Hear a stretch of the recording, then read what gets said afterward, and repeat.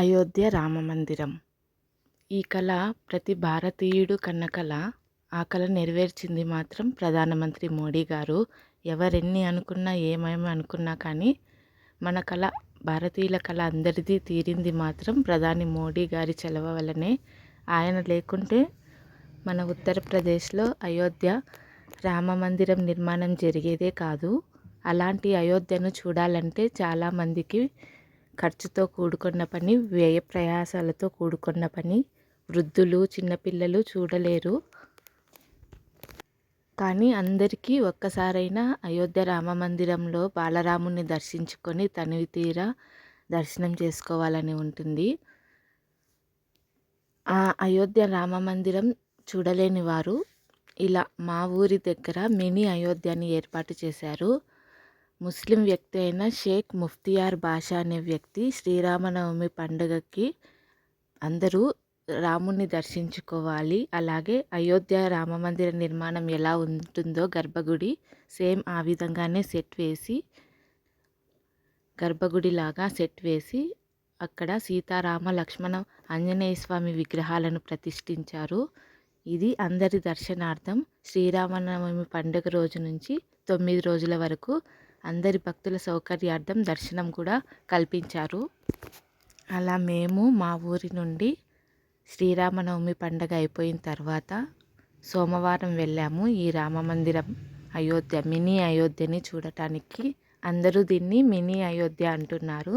ఎందుకంటే సేమ్ అయోధ్యలో గర్భగుడి ఎలా ఉంటుందో నిర్మాణ శైలి ఇక్కడ కూడా అలాగే చేశారు. పైన కూడా ఇలా బాగా చూపరులను ఆకట్టుకునే విధంగా భక్తులకు దైవ దర్శనం కల్పించేలాగా, చూడగానే ఆహ్లాదకరంగా దైవత్వం ఉట్టిపడేలా ఏర్పాటు చేశారు.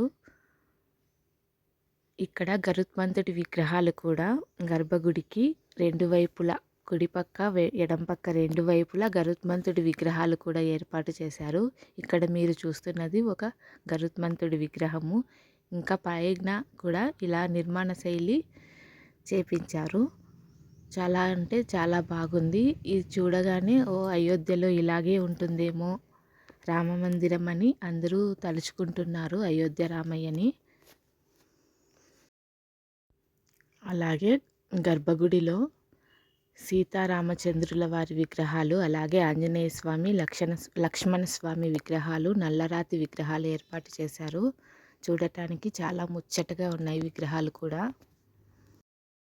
మా ఊరికి సుమారు 50 కిలోమీటర్ల దూరంలో ఈ సెట్టింగ్ ఏర్పాటు చేశారు. అయినా కూడా ఆ ప్రాంతం నుంచి కాక చుట్టుపక్కల ప్రాంతాల నుంచి కూడా పెద్ద ఎత్తులో జనం దర్శించుకోవటానికి వస్తున్నారు. కొంతమంది బైక్లలో, స్కూటీలలో, మోటార్ సైకిళ్ళలో, అలాగే ఆటోలు ఏర్పాటు చేసుకొని, అలాగే సొంత వాహనాలు కార్లలో, ట్రక్కుల్లో, ఐచర్లలో కూడా వస్తున్నారు చాలామంది. చుట్టుపక్కల ప్రాంతాల నుండి జనం ఈ మినీ అయోధ్యను దర్శించుకోవటానికి.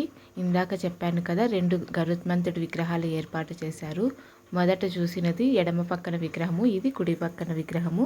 ఇంకా బయటికి రాగానే రామ దర్శనం చేసుకోగానే ఇక్కడ కోదండ రామస్వామి వారిది పెద్ద విగ్రహం ఏర్పాటు చేశారు. ఇక్కడ అందరూ వారు తెచ్చిన పూజా సామాగ్రి వినియోగించుకుంటున్నారు.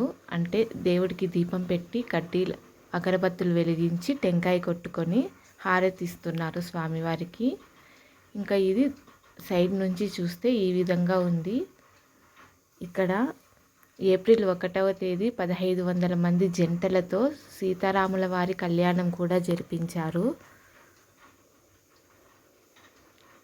చాలా పెద్ద ప్రదేశం ఉంది ఇక్కడ.